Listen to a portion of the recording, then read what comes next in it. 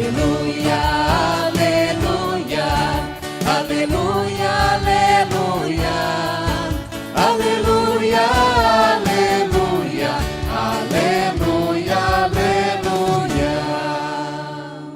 O Senhor esteja convosco. Ele está no meio de nós. Proclamação do Evangelho de Jesus Cristo segundo Mateus. Glória a vós, Senhor. Naquele tempo, Jesus tomou consigo Pedro, Tiago e João, seu irmão, e os levou a um lugar à parte sobre uma alta montanha, e foi transfigurado diante deles. O seu rosto brilhou como o sol, e as suas roupas ficaram brancas como a luz. Nisto apareceram-lhes Moisés e Elias, conversando com Jesus. Então Pedro tomou a palavra e disse: Senhor, é bom ficarmos aqui. Se queres, vou fazer aqui 3 tendas, uma para ti, outra para Moisés e outra para Elias. Pedro ainda estava falando, quando uma nuvem luminosa os cobriu com sua sombra. E da nuvem uma voz dizia: Este é o meu filho amado, no qual eu pus todo o meu agrado, escutai-o. Quando ouviram isto, os discípulos ficaram muito assustados e caíram com o rosto por terra. Jesus se aproximou, tocou neles e disse: Levantai-vos e não tenhais medo. Os discípulos ergueram os olhos e viram, e não viram mais ninguém a não ser somente Jesus. Quando desciam da montanha, Jesus ordenou-lhes: Não conteis a ninguém esta visão, até que o Filho do Homem tenha ressuscitado dos mortos. Palavra da salvação. Glória a vós, Senhor. Aleluia, aleluia, aleluia, aleluia, aleluia, aleluia, aleluia, aleluia, aleluia, aleluia, aleluia, aleluia, aleluia, aleluia, aleluia. Sentados, também vocês, crianças, sentados num tempo de silêncio, rezemos no íntimo do nosso coração, pedindo ao Divino Espírito Santo que limpe a nossa visão da fé, que ilumine a nossa mente, nosso coração e nos faça compreender tudo o que a palavra de Deus hoje nos revela. Rezemos. Amém. Irmãs, irmãos, a igreja celebra hoje uma festa solene, que é um acontecimento na vida de Jesus e dos apóstolos, durante a vida de Jesus. Um acontecimento que parece rotineiro, mas que foi tão forte, tão forte, tão forte, que a gente celebra esse acontecimento como uma festa solene, chamada de Festa da Transfiguração do Senhor. Tomem comigo o Evangelho, no seu folheto, o número 9. Capítulo 17 de Mateus, versículo 1 ao 9. Começa, para a gente entender o que é essa festa de hoje, não só saber com a mente, mas participar da graça desse mistério revelado. Leiamos juntos. Naquele tempo, Jesus tomou consigo Pedro, Tiago e João, seu irmão, e os levou a um lugar à parte, sobre uma alta montanha. Para lá. Nós estamos lendo o Evangelho de Mateus ao longo desse ano, não é? Domingo passado terminamos o capítulo 13. Vamos começar o 14. Hoje nós fomos, por causa dessa festa solene, nós fomos lá na frente, no capítulo 17. Domingo que vem a gente volta de novo para o capítulo 14. Mas para ajudar os irmãos e irmãs se situarem, sobretudo na compreensão dessa palavra e na força desse acontecimento que Jesus realiza, eu recordo uns detalhes. Aqui é o capítulo 17, versículo 1 ao 9. Se você pegar a sua Bíblia em casa e retomar o capítulo 16, você vai ver umas coisas muito curiosas. No capítulo 16, versículo 13 e seguintes, Jesus pegou os apóstolos numa etapa da vida e missão, levou os apóstolos num lugar separado, na Cesareia de Filipe, perguntou a eles: o que o povo está falando de mim? Eles disseram: está uma confusão danada, que é Moisés, Elias, Jeremias ou algum dos profetas. E Jesus perguntou: e para vocês quem eu sou? E Pedro professou a fé pela igreja, dizendo: tu és o Messias, o Filho do Deus vivo. E Jesus bendisse a Deus pela alegria de Simão, porque ele é feliz, porque foi o Pai que revelou isso para Pedro. E Jesus disse para Pedro: por isso eu escolho você para ser uma pedra, sobre essa pedra eu vou construir minha igreja, o poder do inferno nunca poderá vencê-la, eu te dou as chaves do reino dos céus, o que você ligar na terra será ligado no céu. E continuaram a viagem para Jerusalém. Jesus foi batizado aos 30 anos e morreu aos 33. Durante esses 3 anos dele depois de batizado, ele ia todos os anos na festa solene da Páscoa em Jerusalém. Saía lá da Galileia com os apóstolos e a multidão e viajava para a Romaria a Jerusalém, peregrinação a Jerusalém. Primeiro ano ele foi e voltou, segundo ano ele foi e voltou. Essa cena aqui acontece no 3º ano. E no 3º ano, os apóstolos já estavam acostumados aí com Jesus, terceira vez, não é? Peregrinando a Jerusalém. No caminho para Jerusalém, depois de Pedro confessar que Jesus é o Messias e receber as chaves do reino, Jesus entra com uma conversa bem atravessada. Jesus fala: eis que nós estamos viajando para Jerusalém, chegando lá, eu vou ser rejeitado, vou ser perseguido, vou ser morto, pregado na cruz, mas vou ressuscitar ao 3º dia. Pedro repreende Jesus dizendo: Deus não permita tal coisa, que isso nunca te aconteça.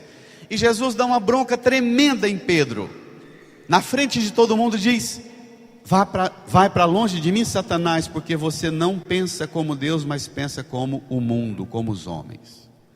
Então, essa cena do evangelho de hoje, Jesus toma consigo Pedro, Tiago e João e os leva a uma alta montanha, está nesse clima tenso e desagradável. Primeiro, porque Jesus anunciou pela primeira vez que vai morrer e morrer na cruz. Segundo, mesmo falando, primeiro, que vai morrer, vai ressuscitar, mas ressurreição não empolgou os discípulos, eles ficaram escandalizados com a cruz. E segundo, os discípulos estão muito chateados, e Pedro, que era o chefe da igreja, que Jesus já tinha dado a chave para ele, lá atrás, Pedro estava com um bico desse tamanho, emburrado, porque ele tentou dar um conselho para Jesus não morrer na cruz, e Jesus deu uma bronca feia nele, que Jesus chamou Pedro, falou vai para longe de mim, Satanás, coisa que Jesus nunca falou para nenhum apóstolo. Então o clima era tenso, e Jesus viajando com os 12 apóstolos, os 72 discípulos e a multidão, continua a viagem. Nessa viagem, lá da beira do mar da Galileia, onde Jesus morava, indo para Jerusalém, se passava aos pés de uma grande montanha, chamada Monte Tabor. Quando chega ao pé dessa montanha, Jesus provavelmente falou para André, irmão de Pedro: André, toma conta dessa muvuca, desse povão aqui, faz o acampamento aqui embaixo, que eu, Tiago e João, vamos ali. Por que é que Jesus leva Pedro, Tiago e João? Porque quando Jesus realizou a sua primeira pregação, usando a barca de Pedro, quando Jesus terminou a sua primeira pregação, os primeiros 4 peixes que ele pescou foi exatamente Pedro, André, irmão de Pedro, Tiago e João. Então, nessa cena, Jesus leva Pedro, Tiago e João para a montanha e provavelmente pede para André tomar conta da multidão, porque eles são os primeiros peixes que ele pegou na sua primeira pregação. E chamou os 4 pescadores a deixarem de pescar peixe e se tornarem pescadores de homens. Portanto, no caminho da cruz, do sofrimento que foi para os discípulos ficarem sabendo que Jesus ia morrer, Jesus fala: não adianta continuar essa viagem, vocês não estão entendendo o que está acontecendo. Vamos parar um pouco, vamos voltar ao projeto original. Por que eu chamei vocês? Vamos começar do zero. Deixa-me recordar a vocês por que é que eu chamei vocês. Vamos começar do zero. Jesus não quer que a gente siga Ele desembestadamente, sem saber a causa e a razão do porquê Ele nos chamou. Ele hoje toma também você pela mão. Ele hoje também, Jesus, leva você, traz você a essa alta montanha, ainda que seja porque você tem medo da cruz, mas o Senhor te toma e te traz para a alta montanha. Amém? Nessa montanha, Jesus quer nos libertar de 3 coisas. A primeira delas é lógico, nos libertar do medo da cruz.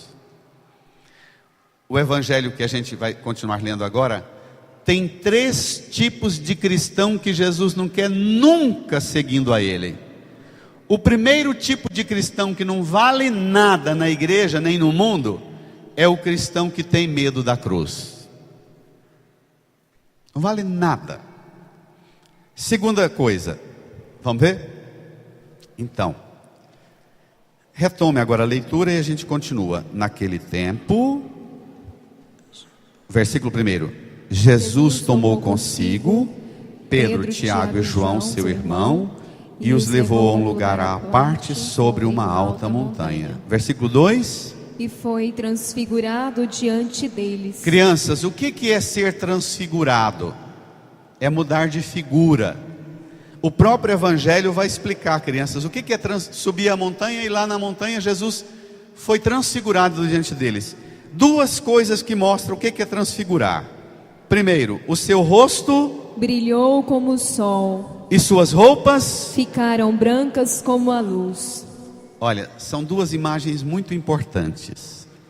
Jesus está andando com esse povo, com essa multidão e com essa muvuca, já é o 3º ano. Quando a gente começa a conviver muito com Jesus, quando a gente sente Jesus caminhando com a gente nos caminhos que a gente percorre, a gente vai levantando poeira ou poluição dos carros, né? Que vão tampando e cobrindo o rosto de Jesus. E a gente vai entrando numa confusão que a gente não reconhece mais quem Ele é. Subir a montanha, e a primeira coisa que mudou foi que Pedro, Tiago e João viram o rosto de Jesus sem poeira, sem o peso da viagem, sem aquela tensão que Jesus teve de dar uma bronca severa em Pedro. Porque às vezes Jesus dá umas broncas na gente e franze a testa, e a gente fala: não é o Jesus que eu quero. Quando o rosto de Jesus ficou como o quê? Como o sol. Brilhou como sol. E suas roupas? Brancas como a luz. Essa cena, irmãs, irmãos, ela é muito importante para a compreensão do que vem. O rosto como o sol, a veste como a luz, lembra o domingo de madrugada da ressurreição. Entendido? Jesus está dando aos apóstolos a oportunidade de enxergarem com a fé uma realidade que virá depois da cruz. Repitam comigo: ter fé. Ter fé É enxergar uma nova realidade que virá pela pela graça de Deus, depois da cruz. depois da cruz. Isso é ter fé. Olha, o rosto brilhar como o sol, a veste branca como a luz. Você pode imaginar a veste de Jesus toda suja de poeira, não é? Da viagem, sem água para tomar banho, sem sabão para lavar roupa toda hora. Imagina a cena, Jesus com o rosto todo empoeirado. E de repente, no meio dessa viagem, indo para Jerusalém, para a cruz, muda. Eles enxergam Jesus de uma forma absolutamente acima da realidade que estão vendo de forma palpável. Eu queria te pedir, irmã, irmão, não volte para casa hoje. Crianças, olhem para cá. Não voltem para casa hoje sem experimentar Jesus tomar você pela mão, trazer você na alta montanha e você contemplar o rosto dele ressuscitado, a sua veste de vencedor da morte. Amém, igreja? Amém. Todos os domingos, quando celebramos a Santa Eucaristia, todos os domingos, quando o Senhor nos traz aqui, é Ele que nos toma pela mão e traz a gente na alta montanha do seu altar, para que pelo poder da sua palavra seja tirada a poeira e a sujeira da visão da nossa fé. A palavra limpa a nossa visão, ilumina a nossa visão da fé e as coisas clareiam. Todos os domingos, quando celebramos a Santa Eucaristia, nós somos agraciados pelo Senhor que nos toma pela mão e nos sobe conosco a montanha para nos alimentar com seu corpo e sangue e ainda descer conosco da montanha. Vamos ver? Tome lá. Versículo 2 até o 3, o final. E foi transfigurado diante deles. O seu rosto brilhou como o sol e as suas roupas ficaram brancas como a luz. Continua. Nisto apareceram-lhes Moisés e Elias conversando com Jesus. Que significa Moisés e Elias conversando com Jesus na alta montanha? Moisés morreu ou desapareceu há 1250 anos antes de Cristo, e Elias uns 800 anos antes de Cristo. Que significa isso? Não é seguramente a doutrina da reencarnação. Moisés e Elias são dois personagens da Bíblia, junto com Enoque. Tem 3 personagens no Antigo Testamento que a Bíblia não descreve de outra forma senão que eles não morreram, mas que foram arrebatados para o céu. Moisés, quando ele veio à terra prometida, a palavra diz que o Senhor o chamou, mas ninguém conheceu o seu túmulo até hoje. Com isso os judeus entendem que ele foi arrebatado. Enoque, sabe por que Elias foi e Moisés, desculpe, me ajude aqui, Michel. Olhe para cá, deixa eu fazer um exercício para as crianças compreenderem melhor. Imagine esse livro aqui, segura rapaz. Imagine esse livro sendo só o Antigo Testamento. O Antigo Testamento é formado pelos 5 primeiros livros, que são os livros de Moisés, ou livros da lei.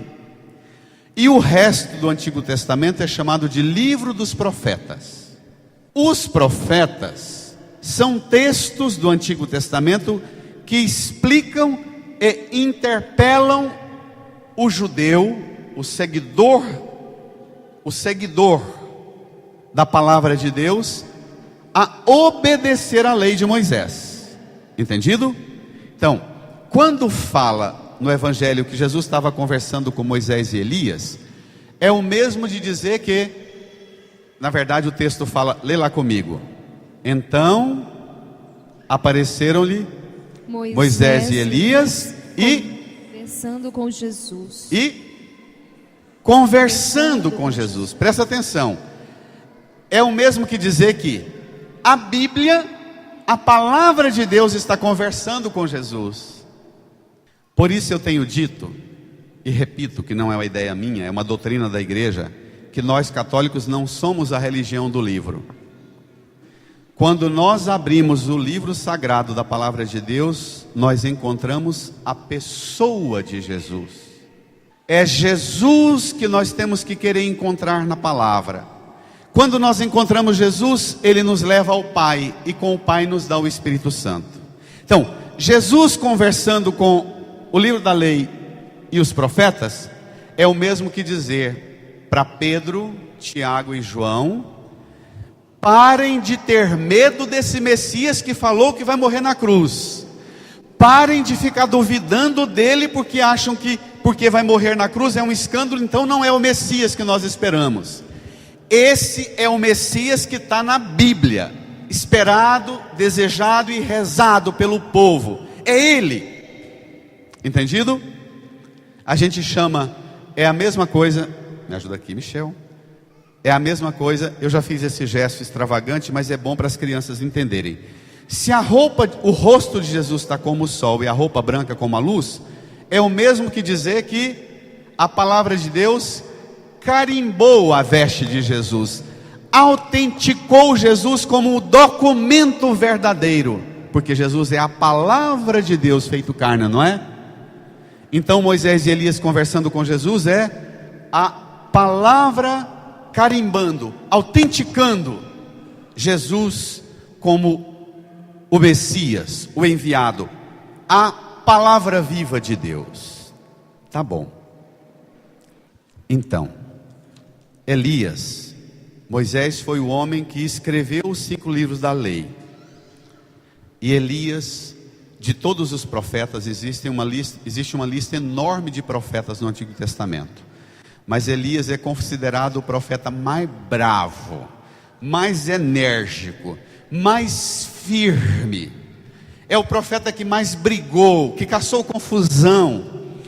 Quando o templo de Jerusalém se tornou uma maracutaia, uma religião que pregava elogios ao rei, para que todo mundo se submetesse e deixasse o rei oprimir do jeito que o rei queria oprimir, e os sacerdotes e pregadores recebiam dinheiro para falar o que o rei queria, igual hoje. Tem muito pregador que recebe dinheiro dos patrocinadores para falar o que os patrocinadores querem, não é? Presta atenção. Elias entrou no templo, pegou uma espada e cortou a fio de espada a goela de 400 falsos profetas. Então, Elias é o modelo mais duro e severo do homem que não brinca com a palavra de Deus. Ele corta o errado. Na expressão do profeta João Batista, lembra? O machado já está sobre a raiz. A árvore que não der bom fruto deve ser cortada e lançada no fogo. Elias era um profeta tão forte, tão forte, tão forte, que um dia ele pregando, o carro de fogo, o trono de Deus com as rodas de fogo da primeira leitura veio e arrebatou Elias, e Elias não morreu. Você pode encontrar isso na sua Bíblia, segundo Reis, e em vários outros textos que contam a história de Elias. Tá bom? E o terceiro personagem na Bíblia, que eu não vou me estender muito sobre ele, é Enoque. Que são 3 personagens do Antigo Testamento que não conheceram a corrupção. Morreram, ou a Bíblia não dá nenhuma pista do túmulo deles, e diz, no caso de Elias, concretamente, explicitamente Enoque, que eles foram arrebatados pelo Senhor. Enoque é o bisavô de Noé, é o pai de Matusalém. Enoque é o pai de Matusalém, avô de Lameque, e Lameque é o pai de Noé. Portanto, Enoque é a 4ª geração antes de Noé, e é o sinal da bênção, porque no Antigo Testamento o sinal de que uma família tinha bênção é uma família crescer e evoluir até a 4ª geração. Então, Enoque arrebatado significa que um ponto mais alto da bênção que Deus deu para Enoque é: antes de encerrar a 4ª geração, o seu bisneto Noé, o Senhor virá, terá o dilúvio e salvará a humanidade através da família de Enoque. Bonito, né? Então, Enoque, Elias e Moisés são os que foram arrebatados. Nessa cena que interessa-nos Moisés e Elias, que significa o Antigo Testamento, a lei e os profetas. Vamos ver então o que acontece agora. Leiamos. Enquanto Jesus está lá de boa no alto da montanha, transfigurado, o rosto como o sol, a veste brilhando como a luz. Versículo 3, desculpe, versículo 4. Então Pedro tomou a palavra e disse, firma, todo mundo, leia. Senhor, é bom ficarmos aqui. Se queres, vou fazer aqui 3 tendas, uma para ti, outra para Moisés e outra para Elias. Irmão, prestemos atenção. Pedro toma a palavra, interrompe a conversa de Jesus com Moisés e Elias, toma a palavra. Ele que já recebeu uma bronca enorme de Jesus lá embaixo da montanha, não foi? Porque ele queria tirar Jesus do caminho da cruz, não foi? Agora lá na montanha, ele está tão empolgado, tão feliz, tão deslumbrado com essa cena que diz, não, mas esse trem aqui é bom demais, vamos ficar aqui. E fala para Jesus, Jesus, não vamos descer dessa montanha não vamos continuar essa viagem para Jerusalém, não vamos caçar confusão com as autoridades de Jerusalém, vamos ficar aqui na montanha, Jesus. Nós vamos fazer uma tenda para o Senhor, outra para Moisés, outra para Elias. Nós escondemos debaixo de um galho de pau, numa moita, numa loca, numa caverna, mas fica quieto, Jesus. Não caça confusão com esse negócio de morrer, Jesus. Esse é o segundo tipo pior de cristão. O primeiro tipo de cristão que não vale nada é o cristão que tem medo da cruz. O segundo tipo de cristão que não vale nada é o cristão que diz assim, olhe para cá, como Pedro. O que Pedro está falando para Jesus é o seguinte, se está bom para mim, lasque o resto. E tem muitos cristãos assim. Vou na igreja, cumpro os meus preceitos, quando as coisas dão um probleminha maior, eu vou mais na igreja, peço a bênção de Deus, mas eu pago meus impostos, eu toco a minha vida, não quero ninguém interferindo na minha vida. Está bom para mim, lasque o resto. Toda desgraça do mundo, sofrimento do mundo, tribulação do mundo, tristeza no mundo, miséria, sofrimento, corrupção, não tem a ver comigo. Se está bom para mim, Deus me abençoou, que cada um faça o correto como eu faço. Esse é o discurso de 80% da população do Brasil. É o segundo pior tipo de cristão. O primeiro é o que tem medo da cruz. O segundo é o alienado, que não está nem aí para a realidade lá embaixo, da grota, do vale de lágrima. Mas ainda vai aparecer mais um tipo de cristão que não vale nada. Vamos lá? Vamos ver? Desculpem. Quanto mais a palavra vai mostrando a nossa pequenez, mas a palavra vai também evidenciando a grandeza de Jesus, que não nos abandona apesar de nossa miséria e fraqueza. É bonito isso, não é? Então vejamos mais duas atitudes muito fortes. Pedro intervém, propõe a Jesus não seguir para Jerusalém. Olhe para cá.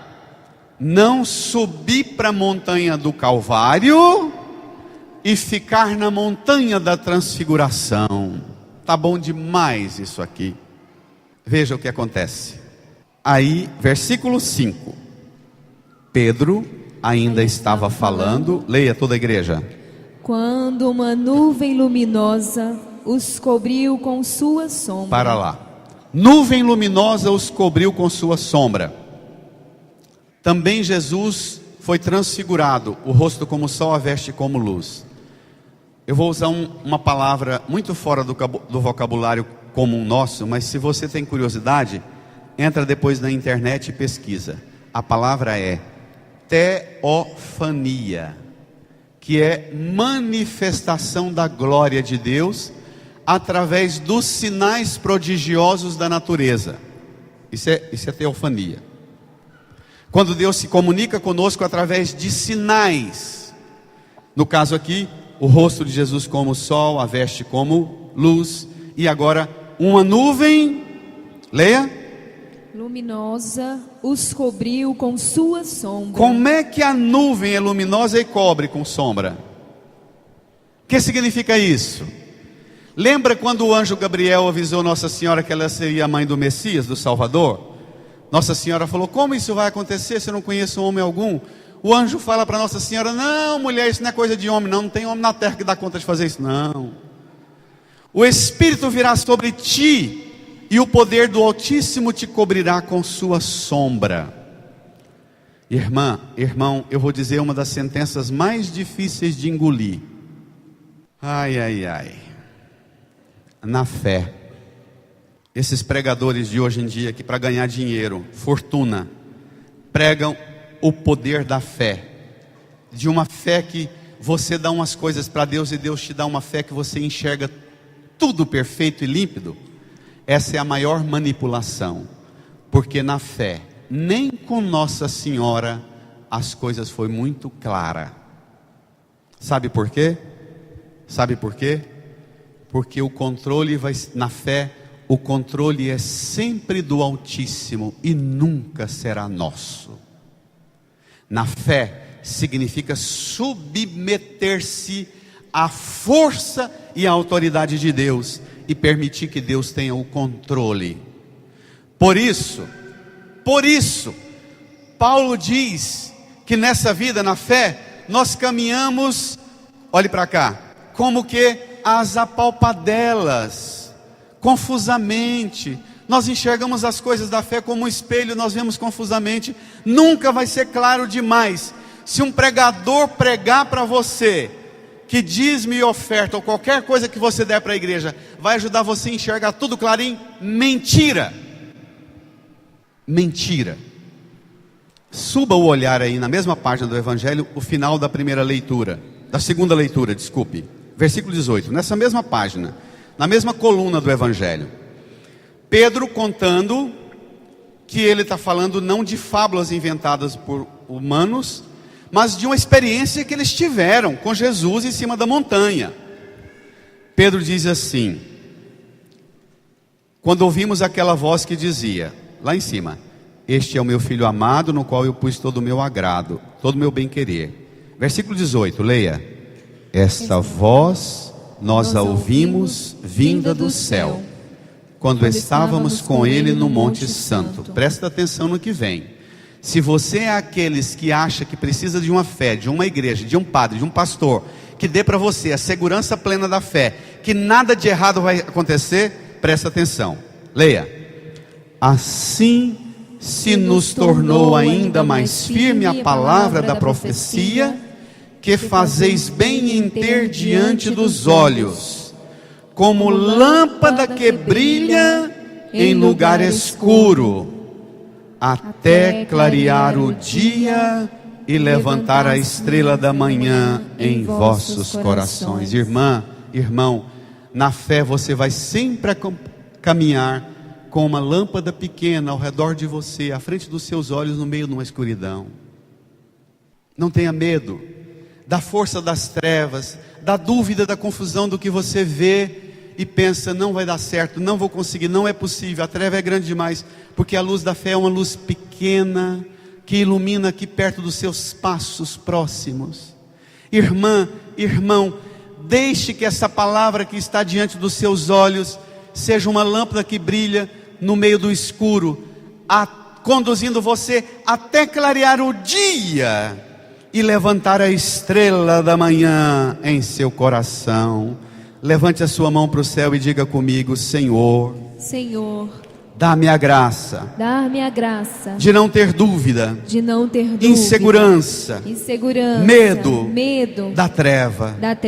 A luz é pequena, mas ela garante, e conduz meus passos. A luz é pequena, mas ela conduz a minha perseverança no meio das coisas escuras dessa vida. Põe a mão no seu coração e diga: Senhor, ajuda-me a caminhar na fé, até clarear o dia, e levantar a estrela da manhã em meu coração. Vai chegar esse dia, Senhor. Toda treva será vencida. Amém. Irmã, irmão, o que eu vou dizer não é uma ameaça, Pelo contrário, é um carimbo da autenticidade da fé que não engana. Esse dia em que a estrela da manhã vai se levantar, vai ser só na glória do céu, tá bom? Aqui, você nunca vai ser pai tendo certeza que os filhos vão ser do jeito que você quer, esposa e esposo tendo certeza que ela vai ser do jeito que você quer. Você nunca vai ter um corpo tendo certeza que ele vai ser do jeito que você quer. Aqui na fé a gente caminha sempre na escuridão. Não tenha medo, porque a escuridão não vai decidir o grande dia da manhã que virá. Amém? Dê uma salva de palmas para o Senhor.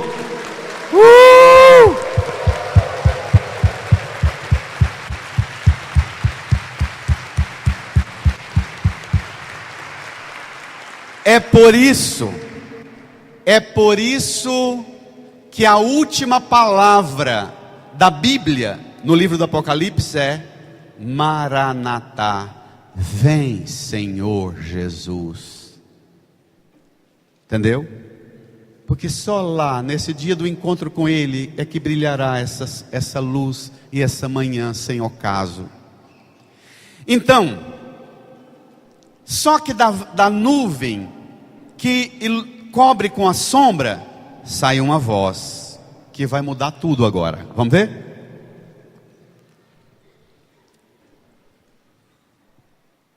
Leia. E da nuvem uma voz dizia, brada: Este é o meu filho amado, no qual eu pus todo o meu agrado. Escutai-o. Eu sempre que prego essa palavra eu faço umas extravagâncias, principalmente para as crianças entenderem. E é difícil para mim fazer isso que eu vou fazer agora, viu? Quando o Divino Pai Eterno intervém, não aguenta mais a teimosia de Pedro. O Divino Pai Eterno está vendo todo o esforço que Jesus está fazendo para conduzir a igreja no caminho da salvação. A igreja que é apoio e vai com Jesus para ser presença com Jesus no dia dessa grande entrega. A igreja não está entendendo. Pedro resiste, tem medo da cruz, acha que é um escândalo. Quando Jesus está no ápice da montanha conversando com Moisés e Elias, Pedro ainda quer tirar Jesus do caminho da cruz, falando: vamos ficar aqui, não vamos mexer com cruz. O Divino Pai Eterno desce lá do céu e diz para Pedro: cala a boca, diacho, cala. Pedro, é você que tem que escutar ele, Pedro. É ele que te guia, Pedro. Não é você que decide o rumo dele, Pedro. Irmã, irmão, o pior tipo de pregador dos dias de hoje é aquele que ensina métodos poderosos em que você consegue convencer Deus de fazer o que você quer. Esses pregadores que pregam isso vão tudo queimar no fogo do inferno para sempre, porque manipulam a palavra. Esses pregadores que iludem, sobretudo as pessoas em situação de sofrimento e de fragilidade, dizendo que é só você mudar o jeito de rezar e melhorar sua oferta, o seu dízimo, que o Altíssimo vai fazer do jeito que você quer. Esses pregadores são operários do capeta. E eles têm a mesma tentação que Pedro tinha, querendo tirar você do caminho da sua cruz, do caminho da sua missão, do caminho da sua entrega. Por isso o Divino Pai Eterno desce lá no rio e fala: Pedro, cala a boca, Pedro, cala. Esse que é meu filho amado, Pedro, nele eu pus o meu agrado. Pedro, escuta, meu filho, Pedro. Irmã, irmão, sabe o que significa no latim, no português, quando a gente ouve alguém, a gente diz escutar. Mas no latim, sabe o que significa escutar? Ob audire. Sabe o que significa isso? Ob audire. Ouvir e obedecer. Ob de obedecer, de obediência. No latim a palavra escutar é ob audire. Obedece o que se escuta. Por isso é tão difícil a gente calar a boca e calar a mente.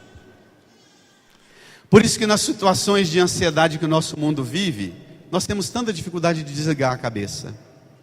Tem gente que vem para a igreja e senta, começa a missa, e principalmente quando começa a pregação da palavra, a cabeça não desliga, fica parram, os problemas, a semana, o que eu tenho que chegar lá em casa ainda e fazer, amanhã cedo, pararam, não desliga.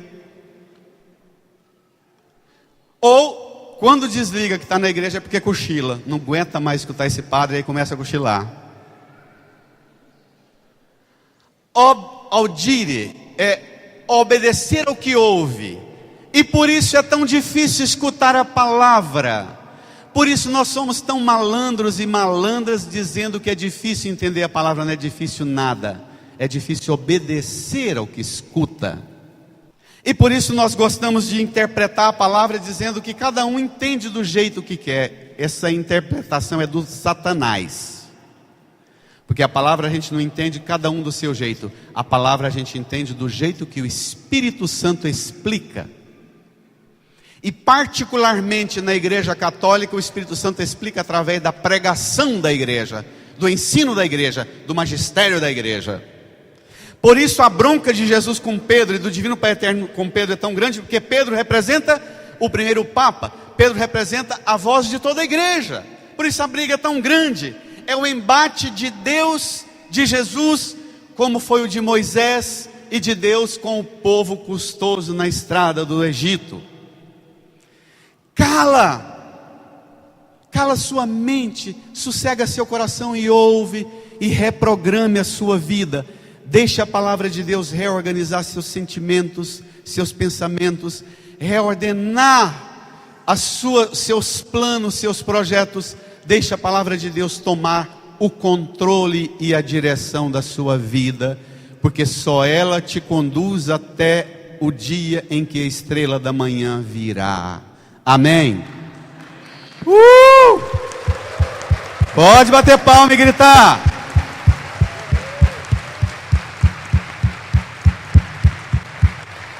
A palavra de Deus não é copo de mesa espírita que a gente põe para rodar para escutar vozes. A palavra de Deus não é carta de cartomante que a gente joga para abrir e tirar a sorte com a cigana. Você abre a palavra de Deus e você encontra Jesus e a autoridade de Jesus te dizendo que você tem que obedecer. Tá claro? Não precisa ser mais extravagante que isso não, né? Nossa relação com Cristo depende da forma com que nós escutamos. Pais e mães, esposas e esposos, a gente sabe do tamanho da qualidade de comunhão que existe numa família pelo jeito que o esposo e a esposa se escutam, pelo jeito que os filhos escutam o pai. Pai que repete uma vez, 10 vezes, 15 vezes, 500 vezes, não faz isso, não faz isso, não faz isso, tem que desconfiar da sua autoridade e da capacidade de criar no coração do seu filho audire, ouvir e obedecer, não ter dúvida. Isso não é uma ameaça para a nossa liberdade moderna, que nós temos que ser livres e Deus tem que ajudar a gente a ser livre, cada um encontrar a sua felicidade. Essa é uma praga que está disseminando na fé e nos corações e mentes dos cristãos de hoje em dia. Não, ser feliz é caminhar guiado pela palavra até levantar a estrela da manhã em meu coração no grande dia da vinda do Senhor. Quando Pedro e os apóstolos Tiago e João escutam o Divino Pai Eterno, aí acontece uma outra extravagância. Desculpe. Primeiro tipo de cristão que não vale nada é o cristão que tem medo da cruz. Segundo tipo de cristão que não vale nada, qual foi que eu falei? Tá bom para mim? Lasque o resto. O terceiro tipo de cristão que não vale nada é o que não sabe audire, ouvir e obedecer. Agora vem o quarto tipo de cristão que não vale nada. Vejamos. Versículo 6, leia comigo.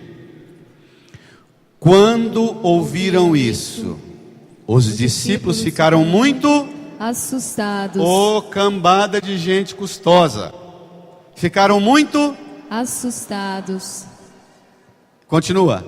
E caíram com o rosto em terra. Esse é outro tipo de cristão que não vale nada. O cristão que está na igreja, vem para a igreja, não porque a mão do Senhor te trouxe para a alta montanha, mas você sempre está atrás de Deus, movido e empurrado pelos medos e pelas inseguranças. Essa fé não combina com Jesus e não tem nada a ver com a fé bíblica.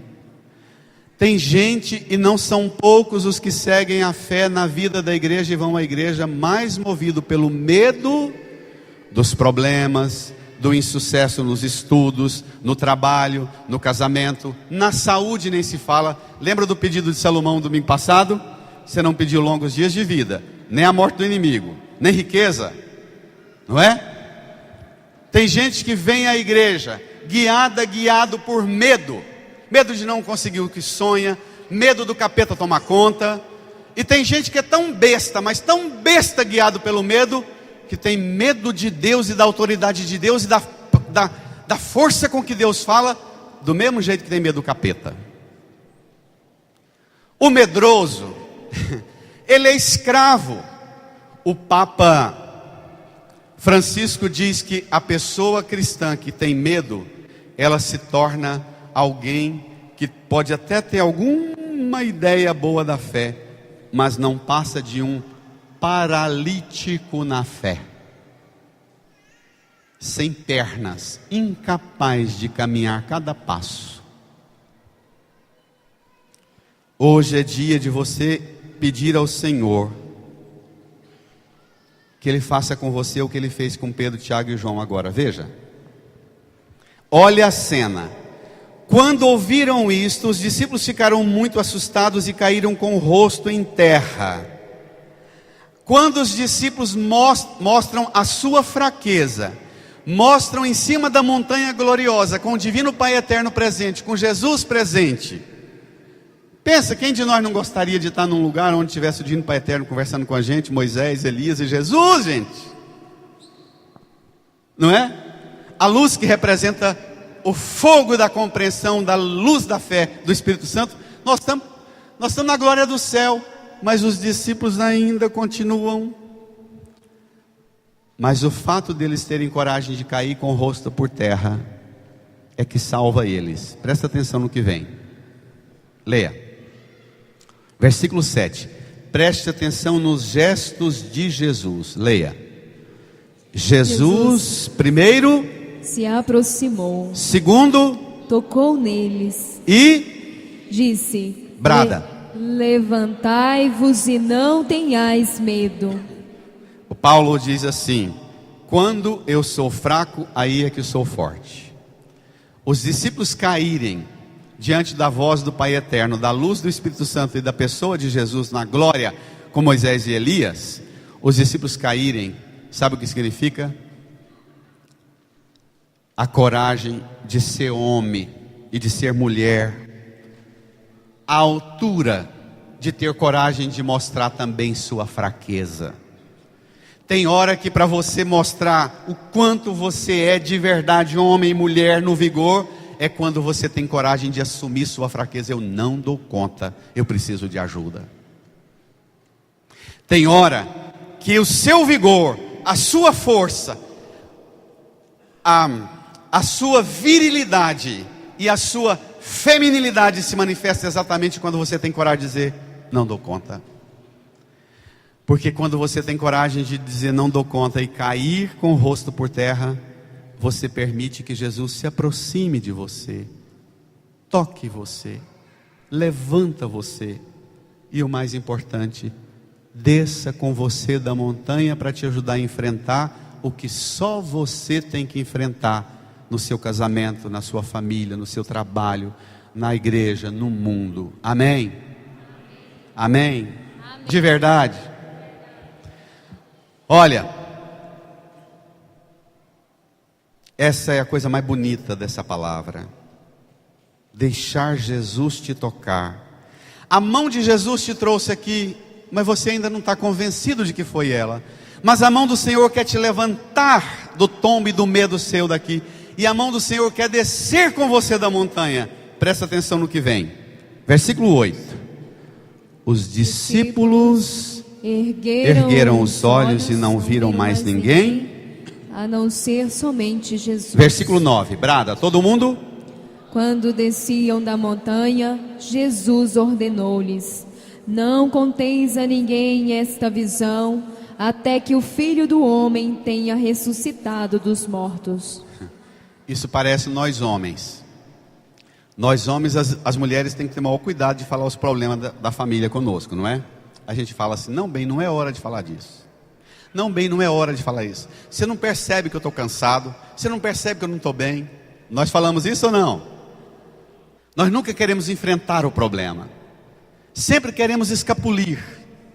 A relação de Jesus com Pedro, Tiago e João é muito parecida com a relação da mulher com o marido, da mãe com o filho. Eu imagino, Jesus toma a mão deles, levanta e começa a descer da montanha e fala: olha, não conta isso para ninguém até que eu tenha ressuscitado dos mortos. Eu imagino Pedro dizendo assim: ih, vai começar com essa conversa tudo outra vez. Igual os maridos falam para a mulher: bem, nós já conversou sobre isso, não toca nesse assunto mais não, nós já falou. Isso existe? Então nós temos que aprender a ser homem também. Saber ser homem é ter coragem de descer da montanha falando dos problemas que tem lá embaixo, chegar lá embaixo, enfrentar os problemas, levantando a mão para o céu e pedindo o auxílio do Senhor, que Ele te ajude a enfrentar o que você tem sido fraco e não tem dado conta de enfrentar. Tem que ser homem para dar conta e ter coragem de mostrar a sua fraqueza e levantar a mão para o Altíssimo e dizer: preciso de Ti, me ajude, me levante. E principalmente escutar de Jesus: não tenha medo. Repito, esse, eu já até me perdi nas contas, é o quarto ou quinto pior tipo de cristão. O cristão que vive uma fé guiado pelo medo de Deus ou medo do capeta.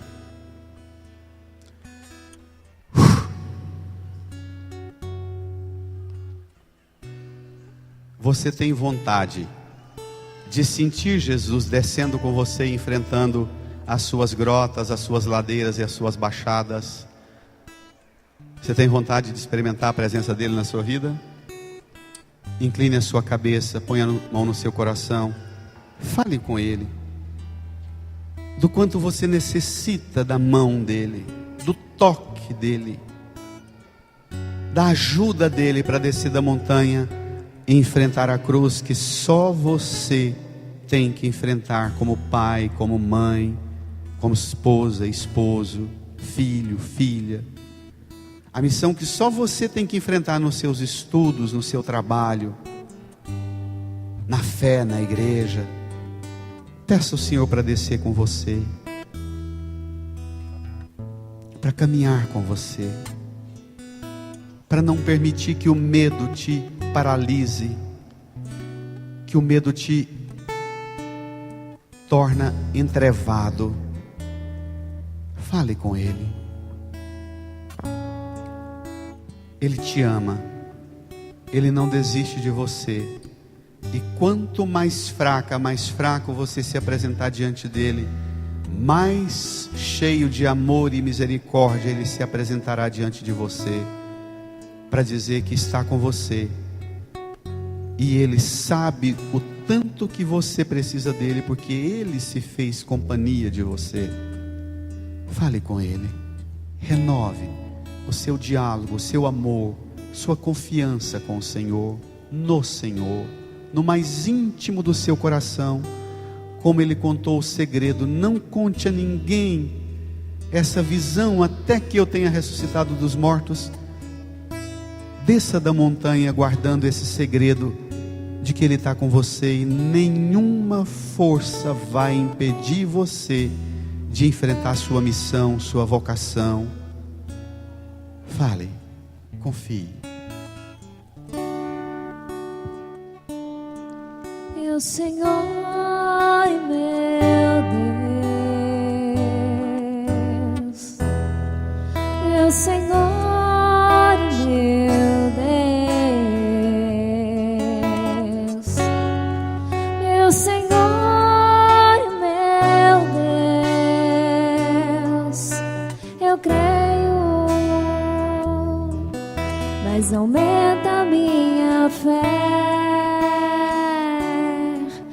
meu Senhor e meu Deus, meu Senhor e meu Deus, meu Senhor e meu Deus. Eu creio, mas aumenta a minha fé. Dai-me uma fé viva, dai-me uma fé nova, traduzida na vida, testemunhada no amor pelos irmãos. Dá-me uma fé viva, Dai-me uma fé viva, dai-me uma fé nova, dai-me uma fé nova, traduzida na vida traduzida na vida e no amor pelos irmãos, testemunhada no amor. no amor pelos irmãos. Bem suave, toda a igreja, meu Senhor e meu Deus. Meu Senhor e meu A igreja reage. meu Senhor e meu Deus. Eu creio, Meu Senhor e meu Deus. mas aumenta a minha fé. Eu creio, mas aumenta a minha fé. Sobe a voz, a igreja, firma. Meu Senhor e meu Deus. Vocês, a igreja, meu Senhor, Meu Senhor e meu Deus. meu Senhor. Meu Senhor e meu Deus. Eu creio, eu creio, mas aumenta a minha mas fé. aumenta a minha fé. Firma no canto, dá-me uma fé viva. Dai-me uma fé Fé viva. Dá-me uma fé nova, traduzida na vida, testemunhada no amor pelos irmãos. de pé. Dai-me uma fé viva. Estenda as mãos aqui para a palavra de Deus. Dá-me uma fé nova. Dai-me uma fé nova. Firma. Traduzida na vida, testemunhada no amor pelos irmãos. Estenda suas mãos aqui para a palavra. Eu pergunto e você diz com todo vigor: eu creio, mas aumenta a minha fé. Irmã, irmão, você crê nesta palavra que acabamos de ouvir e meditar? Eu creio, mas aumenta a minha fé. Irmã, irmão, você crê na autoridade e na força de Jesus, o Filho amado do Pai, que veio a este mundo para que nós o escutemos e obedeçamos à autoridade de sua palavra? Eu creio, mas aumenta a minha fé. Você crê que essa palavra vai iluminar seus passos, vai proteger você das trevas e guiar você até o grande dia da estrela que brilhará na manhã, sem nenhuma treva, sem nenhum medo e sem nenhum sofrimento? Eu creio, mas aumentai a minha fé. Com as mãos estendidas para a palavra, reze comigo: Senhor, Senhor, esta fé esta fé na palavra na palavra e em Cristo, e em Cristo, a palavra viva a palavra que se viva, fez carne. que se fez carne. Esta fé Esta fé é a razão é a razão de minha alegria. de minha alegria. Amém. Amém.